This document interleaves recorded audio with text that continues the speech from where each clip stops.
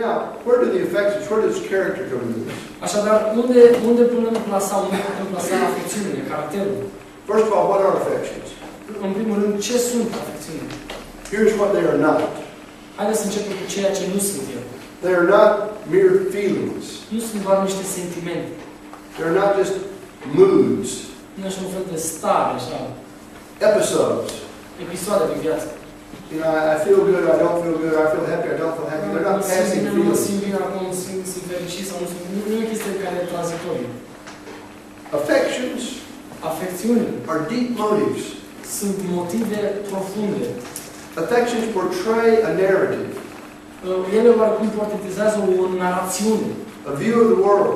un fel de a vedea lumea. The object of the affections Obiectivul acestor afecțiuni determines the shape and the character of the affection. determină și modelul și caracterul acestor afecțiuni. If the love of money is the highest affection in your life, Spre exemplu, dacă iubirea de bani este afecțiunea supremă a vieții tale, then you will have a certain character, așadar, caracterul tău va fi unul, like that of mammon. specific, ca lui Mamon. If, however, your highest affection is God, Dacă afecțiunea supremă este în viața ta the Dumnezeu, God who is love, un Dumnezeu care El în sine este dragoste, how can you know God is love de unde știm noi că Dumnezeu este dragoste? and not love God? Cum putem să știm noi că Dumnezeu e dragoste și totuși să nu-L iubim? But how can you love God and not love your neighbor? Mai mult, cum poți să îl iubești pe Dumnezeu și totuși să nu iubești semenul tău?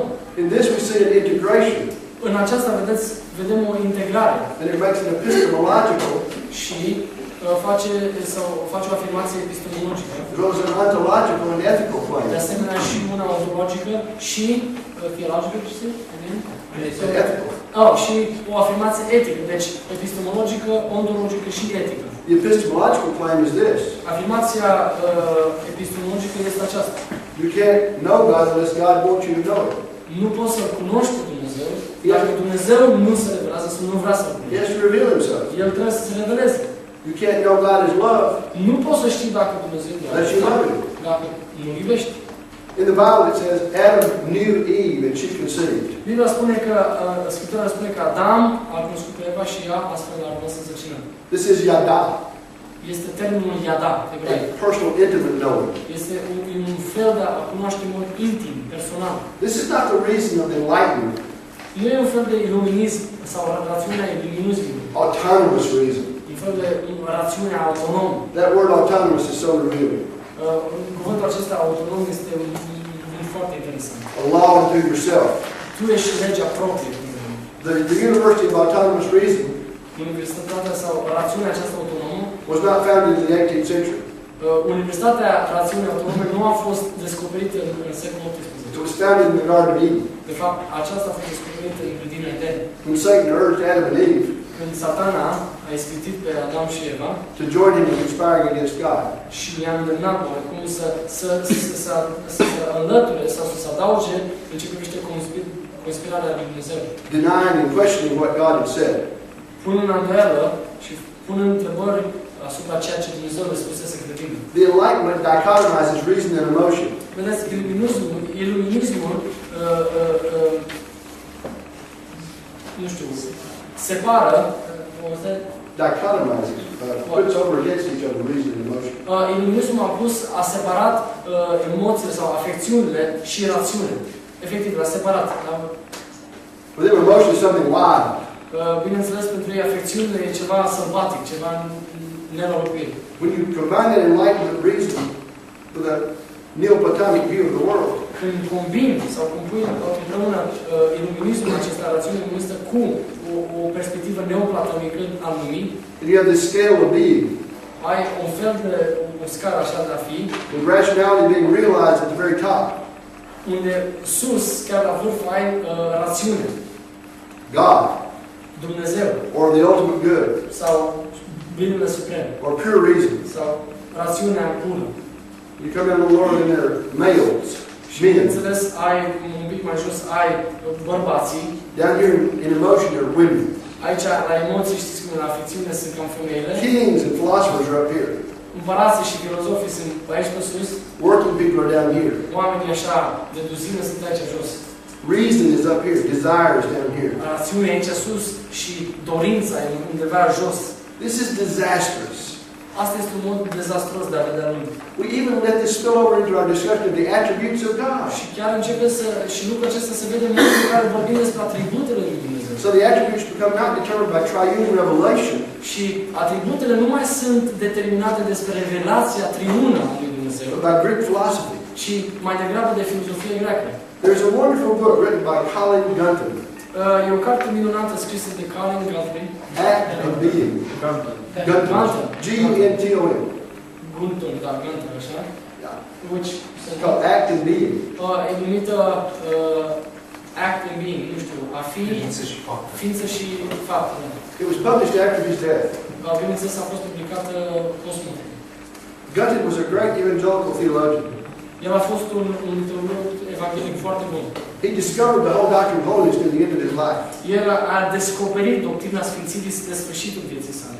And his last book was a meditation on the attributes of God. Și ultima lui carte a fost o reflexie asupra atributelor lui Dumnezeu. What it meant to say that God is love. Și de fapt ce a vrut să spun este că Dumnezeu e dragoste. God is spirit. Și Dumnezeu este Duh. I recommend this book to everyone. Chiar vă recomand tuturor. It's wonderful. E minunat. Back to my point about reason and emotion. Să ne întoarcem la punctul despre rațiune și afecțiune. We all know that in Christianity, Noi toți știm că în creștinism there are very rational traditions. există tradiții destul de raționale. Some very liberal, like Unitarian Universalism. Un fel de cei foarte liberali, italienii care sunt universaliști. It's really not Christian at all. Cam un fel nici măcar nu sunt creștini ăștia. But then you would have a scale down here, you characterize Pentecostals as emotional. Și de aici, de la italienii universaliști care sunt foarte liberali, ajunge aici la Penticostala care sunt caracterizați ca foarte emotivi. The point is not to play off reason against emotion. Ideea este să nu separăm sau să punem în două entități diferite rațiunea și afecțiunea. The point is to bring about an integration. Și ideea este să ne integrăm pe amândouă. This is what the affections do. Și asta face, de fapt, ideea de afecțiune. So let me suggest three characteristics of affections. Și haideți să vorbim despre trei caracteristici ale afecțiunii. Affections are objective. Afecțiunile sunt obiective. They take an object. Ele vorbesc despre un obiect. This is confusing to people. E foarte confuz pentru unii. We use the word love in a very loose way. Noi folosim într-un mod foarte vast cuvântul dragoste. We love our pets. Noi iubim animalele. We love our children. Noi iubim copiii. We love our car. Noi iubim mașina noastră. We love our food. Noi iubim chiar mâncarea.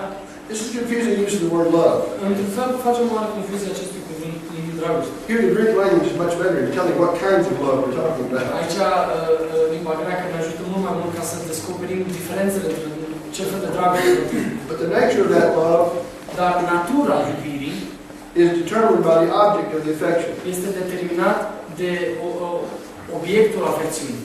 If your highest affection is the love of God in Christ, Deci dacă afecțiunea supremă este dragostea lui Dumnezeu, from which all the other fruit of the Spirit emerges, din care toate celelalte roade ale Duhului vin, then the biblical narrative of Jesus, atunci narațiunea biblică a lui Isus, of His life, despre viața lui, His ministry, lucrarea lui, His teaching, învățătura lui, that tells us what kind of love we're talking about. asta ne conferă și ne spune despre ce fel de dragoste vorbim. Jesus said, Isus a spus, love one another iubiți-vă unii pe alții, as I have loved you. așa cum eu v-am iubit. This is one of the most astonishing commands in Jesus' teaching. Este cea mai extraordinară poruncă a lui Isus. We think of church membership as simply a voluntary association. Noi în fel vorbim despre membralitate într-o biserică ca o chestie voluntară, o asociație voluntară. Jesus says we ought to be willing to lay down our life for each other. Isus, de fapt, merge mai departe și spune noi trebuie să fim gata, să fim în stare să ne dăm viața unii pentru alții. When there is dissension in the church, Când există așa un fel de disensiune, conflict in the church, conflict, it's because we're not following the Scripture. este de obicei se întâmplă pentru că nu suntem prin jurul Scripturii. The Bible says in 1 John 1:7, Biblia spune 1 Ioan 1:7, if we walk in the light, dacă noi umblăm în lumină, the light of His Word, în lumina cuvântului, we will have fellowship noi vom avea părtășie unii cu alții, with each other. cu unii cu alții, And His blood și sângele Lui will keep on cleansing us ne va continua să ne curățească from all unrighteousness. de tot păcatul, de orice păcat. When you are dirty and defiled with sin, Când ești murdar din cauza păcatului, selfishness, egoismul, then you are distant from God. ești distant, te separi, te Distant from distanțezi your brother and față de sister. Dumnezeu. Și mai mult te distanțezi față de oameni. But when you are close, Dar în momentul în care ești aproape, you're clean, ești curat, pure. ești pur. Therefore, there can be intimacy, closeness. Așadar, poate să existe și intimitate. We can have koinonia Poate să avem cu adevărat with one another. unul cu altul. So, affections are objective. Așadar, afecțiunile sunt obiective. This is a strange thing to talk about. Feelings, it's not just feelings. Affections are objective. E foarte We're not used to this interesant. E language. foarte interesant că, vedeți, afecțiunea e mai mult decât un sentiment. So is love objective or subjective? Așadar, putem să vorbim despre dragoste ca o chestie obiectivă sau subiectivă. Yes, the love of God is objective and subjective. Dragostea lui Dumnezeu este amândouă. Este și obiectivă, este și subiectivă. We love Him because He first loved us. Noi iubim pe Dumnezeu pentru că El ne-a iubit întâi. And God tells us what it means to love Him. Și Dumnezeu ne arată și ne spune If you ce love înseamnă Him, să-L iubim. Dacă Îl iubim, keep my commandments. păziți poruncile mele. So we want to cultivate the congregation in the love of God. Așadar, noi vrem să creștem această congregație, To love biserica, one another the way Christ în loved us. dragostea lui Hristos, ca să iubească unii pe alții așa cum Hristos ne iubit. He gave His life. El și-a dat viața. He gave His teaching. Și El ne-a dat învățătura. He gave His rebuke, El ne-a dat și mustrare. correction. He cast out the devil. El a scos afară pe diavolul. Healed the sick. El a vindecat pe cei Received the children. a primit și copiii. So we love each other and love our neighbors as we love God. Așadar, noi iubim pe cei din jur în același fel în care îl iubim pe Dumnezeu. So when you hear these silly songs, Așadar, când auzi cântarea aceasta, all the world needs is a little love. mai ciudată, tot ceea ce e nevoie nu este un pic de You dragoste. know, the world needs God. Nu. Lumea are nevoie de Dumnezeu. Only God's love can cast out sin. Numai Dumnezeu este suficient de puternic să arunce păcatele. Affections are objective. Deci, afecțiunile sunt obiective. Secondly, affections are relational. Mai mult, afecțiunile sunt relaționale. In all of your training, you must learn how to help people have fellowship. În tot ceea ce faceți voi, în toată educația voastră, voi trebuie să învățați pe oameni cum să aibă părtășire. We have to teach the church how to be the family of God. Noi trebuie să învățăm biserica ce înseamnă să fie familia lui Dumnezeu. Not just a collection of religious consumers. Și nu în așa un fel de adunătură de oameni care suntem consumatori religioși. We must have accountability to each other Trebuie să dăm socoteală and liability for one another. și să fim dependenți, interdependenți unul de celălalt. Have you ever seen a bar of copper? Ați văzut o barajă de cupru? They used to make pokers to stick in coals, the coal burning stoves with copper, and you'd stir up the coals. Da, erau folosite așa atunci când puneai într-un rătrai. La șeminee și la fructoare. La șeminee, rătrai, la fructoare. În cărbun. Da, să umbli în cărbun și să faci focul mai mare. It would begin to glow with a yellow, beautiful glow, beautiful color. Începea în toată să lumineze așa cu o culoare foarte interesantă, în galbenă.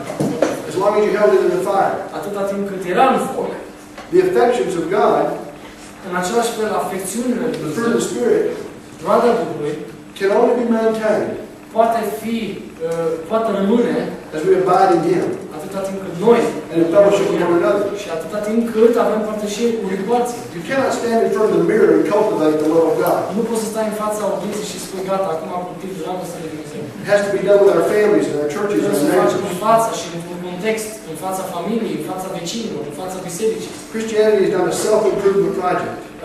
Creștinismul nu este un fel de proiect cum să te faci mai bun. It involves spiritual formation. Implică mai mult, e formare spirituală. So in all your learning, Așadar, în toată educația voastră, learn how to shepherd the flock. învățați cum să păstoriți, Learn how to help them find ways to love each other. să învățați voi în modul creativ în care ei să se iubească unii pe alții și să se ajute. Hear each other's story. Să-și cunoască fiecare povestea proprie, unică. Recover testimony. Să aduceți din nou mărturiile. It's a shame that people have to spend thousands of dollars to go to a psychiatrist Este foarte trist Cum oamenii trebuie să plătească mii de dolari să meargă la un psihiatru. Because nobody else has time to care enough to listen to Pentru them. că nimeni altul nu are timp să stea acolo și să asculte povestea. It's so sad in the church. Este așa de trist și în biserică. We talk so much about salvation, Vorbim atât de mult de mântuire, but we don't have time to minister to each other. dar nu avem timp să ne slujim unul cu celălalt. This is wrong. E foarte greșit. So affections are relational. Așadar, afecțiunile sunt relaționale. It's fruit of the Spirit. Vorbește despre roada Duhului. And where there is fullness of the Spirit, Și unde există plinătatea there's fullness of rodului, virtue. există și plinătatea virtuții. So we are about forming character in community. Așadar, noi credem sau noi lucrăm la formarea caracterului și la o formare în comunități. Which brings me to my third point about affections. Ceea ce mă duce la al treilea punct despre afecțiuni. In addition to being objective Mai mult decât să fie obiective și relaționale and relational, affections are dispositional. afecțiunile sunt dispoziționale sau anumite, sunt stări. They come to characterize a person. Ele ajung să caracterizeze, de fapt, viața unei persoane. They become reasons for why we do things. Sunt motive sau devin rațiuni pentru care facem anumite lucruri. Let's see the missionary implications of this now. Haideți să vedem implicații, spre exemplu, misionare a acestor trei. By looking at three affections. Să ne uităm, spre exemplu, la cele trei afecțiuni. Gratitude, Recunoștință, compassion, compasiune and courage. și curaj. Oh, why did you stop and feed that poor old man? De ce te-ai oprit și i-ai dat mâncarea acelui om bătrân? Why did you stop and listen to that woman on the street corner who's a prostitute? De ce te-ai oprit vreodată la o femeie care prostituată să-i ascult povestea? Why did you visit that prisoner? De ce nu ai mers la cel întemnițat? Because there, but for the grace of God, go I. Pentru că oriunde merge Harul Dumnezeu, acolo merg și eu. One of the ugliest things in the world is an ungrateful Christian. Unul dintre cele mai urâte lucruri în lumea aceasta este să vezi un creștin nerecunoscător. Our entire life depends on God's grace. Toată viața noastră, de fapt, depinde de Harul lui Dumnezeu. If it weren't for His grace and mercy, none of us would be here Dacă tonight. n-ar fi Harul Dumnezeu și mila Lui, niciunul dintre noi n-ar fi aici. None of us would go to heaven. Niciunul dintre noi n-ar merge în cer. None of us would receive the blessings. Niciunul dintre noi n-am primit nicio binecuvântare. Gratitude requires Așadar, recunoștința sau mulțumire that we necesită look at what God has done for us in Jesus Christ. necesită că noi mereu, constant, ne uităm la ceea ce Hristos a făcut. We never outgrow the cross. Noi niciodată nu vom crește sau depăși. Pentecost builds on Calvary. De fapt, cinzecimea lucrează să adaugă sau Se clădită. este clădită pe Golgota. So this gratitude is based on the grace of God. Așadar, recunoștința este bazată, este fundamentată pe Harul Dumnezeu. Being truly thankful. Să fim de adevăr mulțumitori. It's such a wonderful way to live in thankfulness. Este extraordinar să trăiești în mulțumire. Every day is a gift. Orice zi sau fiecare zi este un dar. And then we see our gratitude becomes a great motive for mission. Așadar, vedem cum recunoștința devine un motiv real pentru misiune. We must go and express this grace to all nations. Noi trebuie să mergem să arătăm, să exprimăm mulțumirea noastră către orice națiune, orice neam. Out of sheer gratitude. Bineînțeles, din recunoștința Like noastră. if somebody feeds you, you're starving. Spre exemplu, dacă ți-e foame și cineva îți dă de mâncare Then you're selfish and refuse to feed anybody else. și tu la rândul tău ești egoist și refuzi să dai mâncare altora, It's ugly. That's wrong. bineînțeles, e un lucru urât și se vede What lucrul. about compassion? Hai să mergem mai departe la compasiune. Jesus looked on the multitudes of people. Iisus s-a uitat la mulțime They were like sheep scattered without a shepherd. și a văzut ca niște oi fără un pastor, He was moved with compassion. El a fost, văzând acest lucru, a fost mișcat. Compassion was a motive of our Lord. Compasiunea era de fapt un motiv, era un lucru caracteristic Domnului. His passion, his suffering, Pasiunea lui, suferința, was a complex longing for our salvation. era de fapt o stare complexă, o tânjire complexă pentru mântuirea noastră. The Bible says that we fill up what remains of his passion. Biblia ne spune că noi, de fapt, finalizăm ce a mai rămas de suferința lui. That is his longing for the salvation of the lost. Vorbim despre tânjirea lui Dumnezeu pentru cei din jur care sunt pierduți. So why do we do what we do? Așadar, de ce facem ceea ce facem? Because the love of God in us Pentru că dragostea lui Dumnezeu suffers. suferă. If you don't love, you never suffer. Dacă nu iubești, niciodată nu se suferă. Just don't care. Nu-ți pasă, efectiv. Have a heart of stone. Să ai o inimă așa de piatră.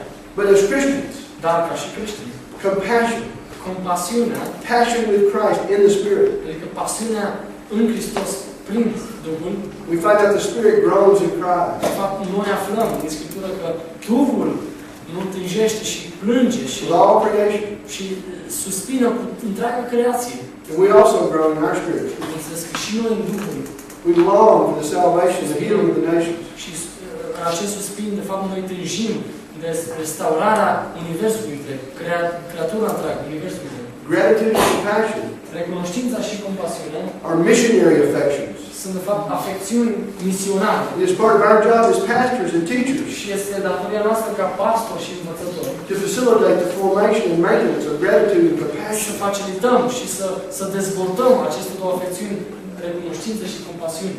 Finally, with the best of intentions, Și, bineînțeles, cu cele mai bune intenții, with a sense of righteousness and justice, cu deja un sentiment de neprihănire. we go out to love people righteously, Noi mergem să iubim oamenii într-un mod corect, according to God's will. în voia lui Dumnezeu. Not just to be politically correct. Nu doar ca să fim așa corect politic sau să fim... Oh, save the earth, save the whales, whatever the latest issue is. Știți, un fel de hai să salvăm toată lumea, balerile și toate animalele și să mă rog care este ultima știre care apare acum. We're moved with the love of God. Noi chiar suntem atinși și mișcați de When we come against evil. și noi venim să detestăm răul. Why am I glad I'm a Pentecostal? De ce sunt un Penticostal? Because there are evil powers and forces. Pentru că sunt forțe ale naturii rele. Many of our schools don't even have a course on spiritual warfare. Multe școli nici măcar nu au un curs despre război, această realitatea spirituală, războiul spiritual. My faculty, this will be able to take, my faculty hear me say all the time, where is our course on spiritual? Oh, we teach that in this course, we teach that. I said, no, we need an entire course. So one of my board members now has written, a bishop of church has written a book on spiritual warfare. Când vorbeam cu profesorii la școală, la un moment dat am zis noi, de ce nu avem un curs despre război spiritual? Și a zis, păi, dar cam fiecare în cursul nostru atingem ceva. Și zice, nu, un curs special pentru ce privește războiul spiritual. Bineînțeles că cineva s-a apucat acum să scrie o carte și să aibă un curs special pentru război spiritual. În ce privește doctrina aceasta războiului spiritual. The charismatic movement in the 1960s went through a period of confusion. Mișcarea carismatică în anii 60, 1960 a trecut printr-o perioadă de confuzie. Which everything was a demon. Ca, bineînțeles, vedeau în tot și în toate în demoni. Lust, hatred, Tot în ură, în pofte, tot era. ignorance. Chiar și ignoranță, un fel de demoni. It was all demons. Tot era un demon, așa. They saw a demon behind every bush. Și în spatele oricărui tufiș era un fel de demon. I go to meetings where they give us little bags, little paper bags. Mergeam la ședințe și duceam așa un fel de o plasă. So we're going to let you pray and you're going to vomit the demon into this bag. Și la un moment dat a spus să fie să vă lăsăm să vă rugăm și după aceea vă rugați să vomitați, să scoateți afară demonul și să băgați în plăsuța asta. They said, oh, Dr. Ryan, what do you think about this? Și i-a zis, doctor, tu ce crezi despre chestia I asta? said, I think I'm getting sick in my stomach. Eu mă gândesc stomac. Nu am chestia asta. I know that wasn't good kind. Știu că nu a fost It was just ignorance. dar asta a fost ignoranță, un fel de infantilism, așa. They went through another phase where one guy got around and said, everybody has one leg that's longer than the other. Și am trecut printr-o altă fază printr-o altă fază în care spunea că fiecare om are așa un picior care e un pic mai mare decât celălalt. There were people that had cancer, Și people who were blind, și acolo erau oameni care unul avea cancer, unul era orb, heart disease, oameni probleme cu inima, problems in their family. probleme familiale. He wants to lengthen their legs. Și la un moment dat vrea doar să vorbească despre Lungimea picioarelor. lungimea This picioarelor. man got down in front of one woman. Și la un moment dat o femeie She had a little short skirt on. și avea așa o fustiță în He lifts her legs up and says, now I have to line these legs. La un moment dat, i-a ridicat When he did that, și my wife was really, they invited me to this church. She said, honey, we need to go right now. Don't stay. We need to go. yeah. But she knew I was about ready to explode. Deci ce s-a întâmplat? A venit o femeie acolo cu o fustă mai scurtă și a zis acum hai să aliniem picioarele să fie la fel și bineînțeles că când a văzut chestia asta a vrut să plece și a zis soțului hai, cred că e timpul să plecăm de aici. A little boy walking down the hall. Era un copil mai micuț care trecea așa Comes into the sanctuary. și venea așa mai greu în sanctuar. He has a shoe 5 inches built up. Are așa un Adidas un pic mai mare. I go with him up to the guy who's praying for the women. Și bineînțeles, împreună cu el am mers la cel om care se ruga pentru femeia aceea. The guy comes over to the little boy and speaks to him. Și la un moment dat vine la el și vorbește. He says, I don't feel led to pray for you right now. Send me later. Și i-a zis la un moment dat, nu cred că e timpul să mă rog pentru tine, ne vedem mai târziu. I stood in the midst of those people and yelled as loud as I could, "This is not of God!" Și am spus așa, stăteam în mijlocul acestei congregații și a spus, asta nu e la Dumnezeu. My wife just said, "Oh, there we go again." Ia să întâmplă. So I went back and prayed to the little boy and talked with his parents. He was crying, you know, and I was just so upset. Așadar am mers acolo, m-am rugat pentru el, am vorbit cu părinții, eram așa foarte trist și supărat în inima mea. The guy wouldn't even talk after the service. Didn't have a conversation. Nici măcar n-am vrut să stea de vorbă cu acel copil. Să aibă o conversație, să vorbească. This man did not have compassion. Acest om nu avea, în esență, compasiune. He was a Christian. He had become a magician. Era un fel de creștin care devenise ca un magician. Not a minister. Nu un slujit. The Pentecostal movement should move away from every kind of showmanship. Mișcarea pentecostală trebuie să se îndepărteze de orice formă de spectacol. Where we suffer together. Și noi trebuie să fim într-o comunitate în care And suferim, we rejoice together. și ne bucurăm împreună. The baptism in the Holy Spirit Botezul cu Duhul Sfânt sau în Duhul Sfânt gives us courage. ne dă curaj. We're still afraid of getting killed or tortured. E adevărat că ne e frică în lumea aceasta, torturi, suferință, martirii. Courage doesn't mean you're not afraid. Curajul nu înseamnă lipsa. It means you go ahead and do the right thing anyway. Înseamnă că o faci, că și știi. You just pick up your fear and go. Mergi mai departe. Iei frica în sân și And proclaim the word of God with boldness. și cu acel curaj proclami vestea bună. Some Christians are so afraid somebody won't like them Unor creștini de frică că s-ar putea ca cineva să nu-i placă de ei. or make fun of them. Sau s-ar putea să-i baciucurească. Man, we should rejoice in that. Ar trebui chiar să ne bucurăm în chestia asta. Blessed are you when men shall revile you and persecute you. Fericiți sunteți voi atunci când oamenii vă vor vorbi de rău și vă vor persecuta.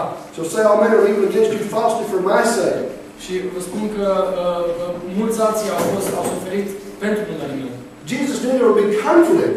Iisus știa că va fi conflict.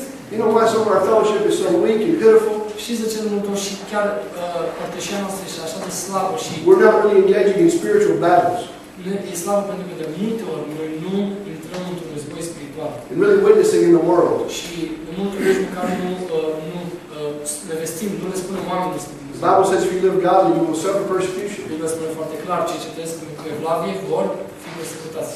When I've been out in the world and that people come, I have many people that hate me. Când eu mergeam și le spuneam oamenii despre Dumnezeu, erau foarte mulți care erau împotriva mea și chiar mă urau. I've had people take a gun and try to blow my brains out. A vrut un om chiar a vrut să mă omoare cu pistolul la cap, cu creier. Had someone try to murder my daughter. Am avut chiar un om care a încercat să omoare pe fata mea. Had someone full of the devil break into our bedroom one night, try to cut our throat in our sleep. Un om plin de diavol în el a intrat în camera noastră, I've been unde spit on, dormeam și a I've been încercat spit on and să cursed. taie gâtul. A fost bajocorit, a fost blasfemiat, a scuipat. People tell me they hate me and they hope that I go to hell. Oameni care spun că te urăsc și vreau să ajung direct în ea. That's okay, I know where I'm going. Știu, și stai liniștit, eu știu unde merg. Pentru că eu mă încred în Domnul. I love the Lord's people. Eu iubesc oamenii lui Dumnezeu. Isn't it wonderful to love each other Nu e foarte frumos, extraordinar să ne iubim unii pe alții? and not be in competition, Și nu neapărat să intrăm în competiție. not be puffed up with knowledge, Să nu ne mândrim sau să ne umflăm așa cu cunoștință. but to celebrate the truth of the Și gospel, să celebrăm, să împreună să ne bucurăm de bucuria asta, de adevărul Scripturii. which it is God's good pleasure to give to us. Adevărul Evangheliei care este că Dumnezeu a găsit cu plăcere să ne ofere, să ne dea ceva. So He gives us gratitude. Așadar, ne dă recunoștință. He gives us compassion. Ne dă compasiune. He gives us courage Și ne dă și curaj to face the world and the devil. să facem față lumii și diavolului And He sanctifies our heart. și ne sfințește inima. Let me close with this thought. Haideți aș vrea să închei cu acest gând. Since 1982, I've taught a course in the seminary called The Theology of Holiness. Din 1982 am predat un curs la seminarul teologic numit Doctrina Sfințirii. I trace the idea of holiness and Christian perfection through the Bible and then through Christian history. Trasez ideea de sfințire și de săvârșire creștine din Scriptură și apoi în ce privește perioada asta aceasta a creștinismului. One night, my son, when he was a young teenager, Într-o noapte, fiul meu, pe când era adolescent, Dad, I need to talk to you. tati, vreau să vorbesc cu tine. I don't want to lecture like you give at school. Eu nu vreau să-mi spui așa o lecție ca și la școală. You can take 2 or 3 minutes and tell me what is sanctification. Spune-mi în 2-3 minute ce înseamnă sfințenia. Well, son, I said, whenever you're joined to Christ, you're holy. You accept you, you're clean. Și i-am spus, meu fiule, de fiecare dată când ești legat cu Dumnezeu, ești sfânt, ești curățit. Then you grow. Și în această legătură tu crești, te dezvolți. You get rid of things in your life that's still resistant to the Lord. Lași la o parte lucruri care încă devin un obstacol între tine și Dumnezeu. The Lord works in your heart. Dumnezeu lucrează în inima ta. By His blood. Prin sângele Său. By His word. Prin cuvânt. By His Spirit. Prin Duhul Sfânt.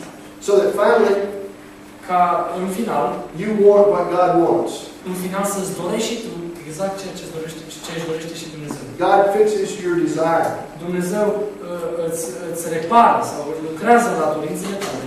You love Him with all your heart. Pentru ca tu să-L iubești de toată inima. And you delight in His presence. Și să te bucuri de prezența Lui. When you abide in Him, prezența Lui. Și când trăiești în această atmosferă, that's the meaning of perfect love. de fapt asta înseamnă dragoste perfectă de săvârșit. Perfect love casts out fear. Dragostea de săvârșită înlătură frica. Not fear that's the reverence for God. Nu frica aceasta care ar trebui să ne utilizeze, frica de We Domnul. always fear God. Nu ar trebui mereu să avem frică. So our love doesn't turn to sentimentality. Pentru că dragostea să nu devină o mentalitate sau un fel de un act pentru păcat.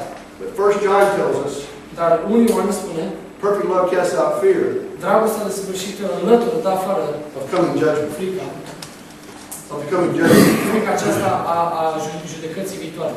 We long to see Christ in the Noi face. ne dorim să vedem pe Iisus față în față. We are eager for the Judge and King of all the earth to come. Suntem doritori ca Hristos să vină din nou.